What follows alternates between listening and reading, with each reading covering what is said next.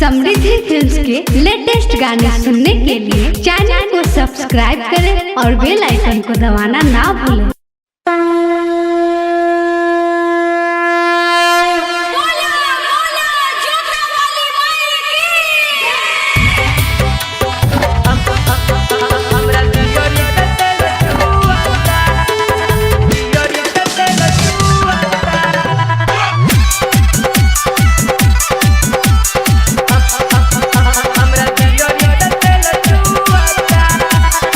समृद्धि recording studio Mumbai.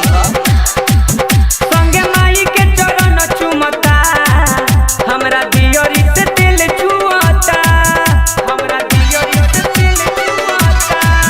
संगे माई के चरण चुमता, हमरा दियोरी से दिल छुअता। जाने भइल बाटे कौन कसूर, का कोही बने माई मजबूर। इहे बात सोची दिल रोता, हमरा दियोरी से दिल छुअता।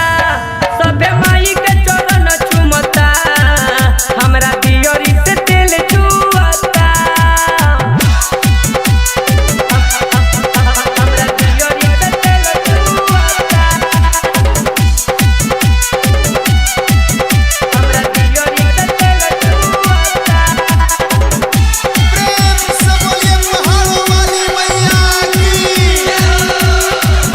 सबे तेले जाई गिरी तो जलाई का हम गिरी, हे टेंशन भइल बाटे आज। हम बहिनी मुरे